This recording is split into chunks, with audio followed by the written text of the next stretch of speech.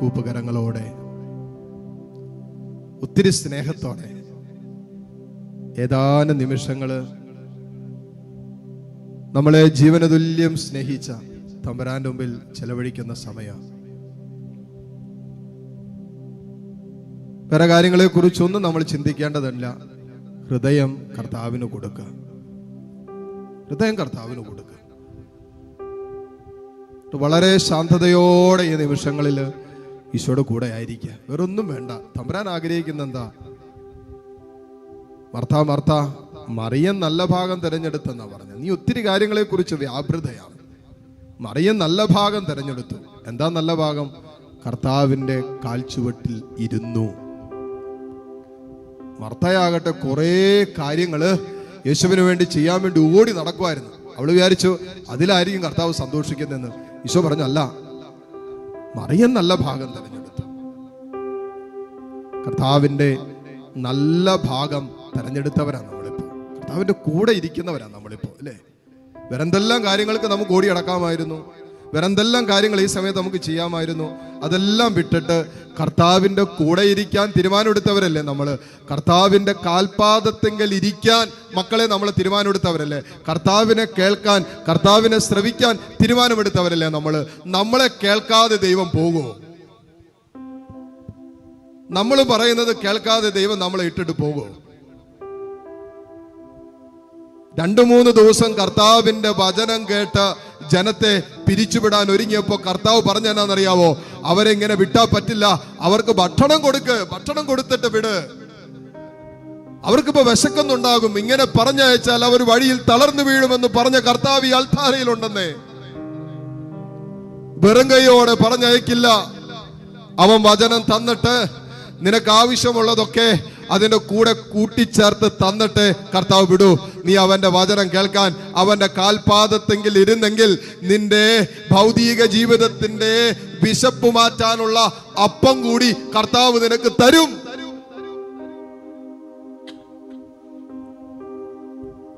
അത് സൗഖ്യമായിട്ടാകാം, അത് വിടുതലായിട്ടാകാം, അതൊരു പക്ഷേ നിന്റെ ഭൗതിക ജീവിതത്തിന്റെ അനുഗ്രഹങ്ങളായിട്ടാകാം, നിന്റെ സാമ്പത്തിക വരുമാന മാർഗങ്ങൾ അനുഗ്രഹിച്ചുകൊണ്ടാകാം. എങ്ങനെ ആകട്ടെ മോനെ, നിന്റെ വിശപ്പ് മാറ്റിയിട്ടേ കർത്താവ് വിടൂ. നീ അവന്റെ കാൽപാദത്തെങ്കിൽ ഇരുന്നില്ലേ അവന്റെ സ്വരം കേൾക്കാൻ? അതാണ് നിന്റെ യോഗ്യത. നീ അവന്റെ കാൽപാദത്തെങ്കിൽ ഇരുന്നു കൊടുത്തില്ലേ അവന്റെ ഹിതമറിയാൻ? അതാണ് നിന്റെ യോഗ്യത. നീ അവന്റെ ചാരയിരുന്നില്ലേ അവന്റെ ഹൃദയ സ്പന്ദനങ്ങൾ അളക്കാൻ? അതാണ് യോഗ്യത. വേറൊന്നുമില്ല നമ്മുടെ യോഗ്യത. ആ യോഗ്യതയാണ് തമ്പുരാൻ ഈ നിമിഷം കാണുക. അതുകൊണ്ട് കർത്താവിന്റെ സ്നേഹത്തിലേക്ക് നമ്മളെ ചേർത്ത് വെച്ചുകൊണ്ട് കരങ്ങൾ കൂപ്പി കണ്ണു തുറന്ന് കർത്താവിനെ കണ്ട് നമുക്ക് ഒരുമിച്ച് ഈശോയെ ആരാധിച്ച് പ്രാർത്ഥിക്കാം.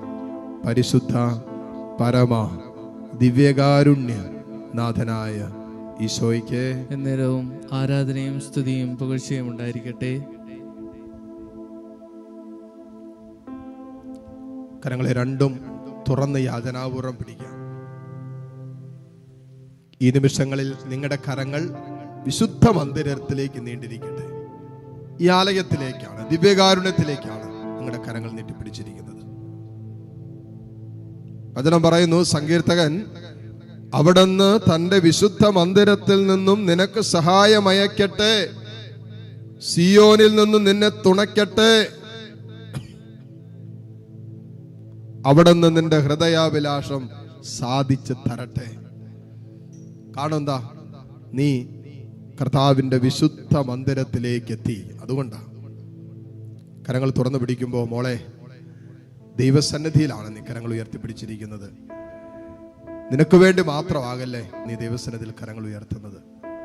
ലോകം മുഴുവനും വേണ്ടിയാകട്ടെ, വേദനിക്കുന്ന ഓരോ മകനും വേണ്ടി, മകൾക്കും വേണ്ടി ആകട്ടെ, സങ്കടപ്പെടുന്നവർക്ക് വേണ്ടിയാകട്ടെ, ദുഃഖദുരിതങ്ങളിലൂടെ കടന്നു പോകുന്നവർക്ക് വേണ്ടിയാകട്ടെ, പാപത്തിൽ മരിച്ചുകൊണ്ടിരിക്കുന്നവർക്ക് വേണ്ടിയാകട്ടെ, നിരാശകൾക്കും ആത്മഹത്യാ പ്രവണതകൾക്കൊക്കെ അടിമപ്പെട്ടു പോയവർക്കാകട്ടെ, ജീവിത സങ്കടങ്ങളിൽ കടന്ന് അസ്വസ്ഥപ്പെടുന്നവർക്ക് വേണ്ടിയാകട്ടെ, കടബാധ്യതയിൽ കഴിയുന്നവർക്ക് വേണ്ടിയാകട്ടെ, ആത്മീയമായിട്ട് വളരാൻ ആഗ്രഹിക്കുന്നവർക്ക് വേണ്ടിയാകട്ടെ, വിശുദ്ധ ജീവിതത്തിന് വേണ്ടി ആഗ്രഹിക്കുന്നവർക്ക് വേണ്ടിയാകട്ടെ, നിന്റെ കരങ്ങൾ ദൈവസന്നിധിയിലേക്ക് ഉയർത്തിക്കോ. എന്നിട്ട് ഈ നിമിഷം ആർക്കെല്ലാം വേണ്ടി പ്രാർത്ഥിക്കാൻ നിങ്ങൾ ആഗ്രഹിക്കുന്നുണ്ടോ അവരെല്ലാം യേശുവിൻ്റെ സന്നിധിയിലേക്ക് ഉയർത്തിയിട്ട് അവർക്കെല്ലാം വേണ്ടി പ്രാർത്ഥിക്കുക. ഒരു മധ്യസ്ഥ പ്രാർത്ഥനയായിട്ട് ഈ നിമിഷം മാറട്ടെ. നിങ്ങളുടെ ഇടവക വികാരി അച്ഛനെ ഒന്ന് മനസ്സിൽ കണ്ടേ. ഒരുപക്ഷെ നീ ഒരു അക്രൈസ്തവയായിരിക്കാം. നിങ്ങളുടെ അതിർത്തിയിലുള്ള ഇടവകയിലുള്ള വികാരി അച്ഛനെ ഒന്ന് കണ്ടേ. നിങ്ങളുടെ അതിർത്തിയിലുള്ള ആ സിസ്റ്റേഴ്സിനെയൊക്കെ ഒന്ന് കണ്ടേ. അൽമായ ശുശ്രൂഷകരുണ്ടാകാം, ദൈവരാജ്യത്തിന് വേണ്ടി ശുശ്രൂഷ ചെയ്തുകൊണ്ടിരിക്കുന്നവർ, അവരെയൊക്കെ ഒന്ന് കണ്ടേ. ഒരുപക്ഷെ നിങ്ങളുടെ താമസിക്കുന്ന അടുത്ത് ധ്യാനകേന്ദ്രം ഉണ്ടാകാം, ആലയത്തെ ഒന്ന് കണ്ടേ. എന്നിട്ട് നിങ്ങളുടെ കരങ്ങൾ ഈശോയിലേക്ക് നീട്ടിപ്പിടിക്കുമ്പോൾ എല്ലാവരെയും ഒന്ന് കർത്താവിലേക്ക് കൊടുത്തേ. അവിടെയൊക്കെ അവസ്ഥകൾ എന്താണെന്ന് നമുക്കറിയില്ല. നമ്മളിപ്പോൾ ആർക്കൊക്കെ വേണ്ടിയാണ് പ്രാർത്ഥിക്കുന്നത് നമുക്കറിയില്ല. ഒരു കോമൺ ആയിട്ടായിരിക്കാം പ്രാർത്ഥിക്കുന്നത്. പക്ഷേ അവിടെ അവസ്ഥകൾ എന്താണെന്നോ, അവിടെ സങ്കടങ്ങൾ എന്താണെന്നോ, അവിടെ വേദനകൾ എന്താണെന്നോ ഒന്നും നമുക്കറിയില്ല. പക്ഷെ നമ്മുടെ ദൈവത്തിന് അറിയാലോ. നമ്മൾ ഇവർക്കെല്ലാം വേണ്ടി മധ്യസ്ഥം വഹിക്കാൻ വിളിക്കപ്പെട്ടവരാണ്. ലോകം മുഴുവനും വേണ്ടി മധ്യസ്ഥം വഹിക്കാൻ വിളിക്കപ്പെട്ടവനാണ് ഒരു ക്രിസ്ത്യാനി എന്ന് യേശുവിൻ്റെ മധ്യസ്ഥം നമ്മൾ ഓർമ്മിപ്പിക്കുക. ഇതാ ഇയാൾ താരയിൽ ഈശോ നമുക്ക് വേണ്ടി പിതാവിൻ്റെ സന്നിധിയിൽ മധ്യസ്ഥം വഹിക്കുക. ഈ ഭൂമിയിൽ എന്നെ ഏറ്റുപറയുന്നവനെ പിതാവിൻ്റെ സന്നിധിയിൽ ഏറ്റുപറയുമെന്ന് പറഞ്ഞ കർത്താവ്, ഈ ഭൂമിയിൽ എന്നെ തള്ളിപ്പറയുന്നവൻ പിതാവിൻ്റെ സന്നിധിയിൽ തള്ളിപ്പറയപ്പെടുമെന്ന് പറഞ്ഞ കർത്താവ് ഇയാൾ താരയിൽ നമുക്ക് വേണ്ടി മാധ്യസ്ഥം വഹിക്കുമ്പോൾ ആ മാധ്യസ്ഥത്തിലേക്ക് ആരെയൊക്കെ സമർപ്പിക്കാൻ ആഗ്രഹിക്കുന്നുണ്ടോ അവരെയൊക്കെ സമർപ്പിച്ച് കരങ്ങൾ രണ്ടും ഉയർത്തിപ്പിടിച്ച് കണ്ണു തുറന്ന കർത്താവിനെ കണ്ട് എല്ലാ മക്കളും ഒന്ന് സ്തുതിക്കാവോ. Hallelujah, hallelujah, hallelujah, hallelujah, hallelujah, hallelujah. ഈശോയിലേക്ക് തന്നെ നോക്കി സ്തുതിച്ച് ദിവ്യകാരുണ്യത്തിലേക്ക് തന്നെ നോക്കി എല്ലാ മക്കളും സ്തുതിക്കട്ടെ.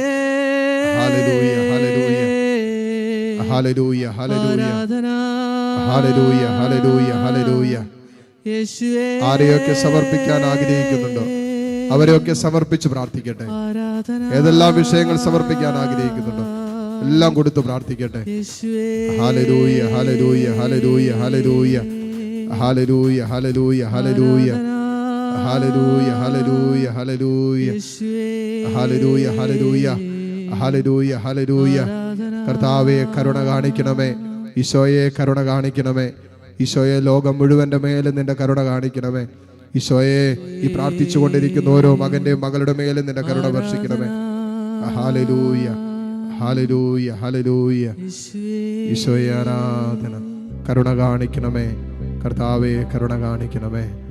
ഈശോയെ ആരാധന, ആരാധന, ആരാധന. കർത്താവേ നിന്റെ കാരുണ്യത്തിന് വേണ്ടി ഇതാ നിന്നെ വിളിച്ചു പ്രാർത്ഥിക്കുന്ന മക്കൾ എന്തോരം സങ്കടങ്ങളുമായിട്ടാ വേദനയുമായിട്ടാ തമ്പുരാനെ നിന്റെ മുമ്പിൽ ഈ മക്കൾ നിൽക്കുന്നു.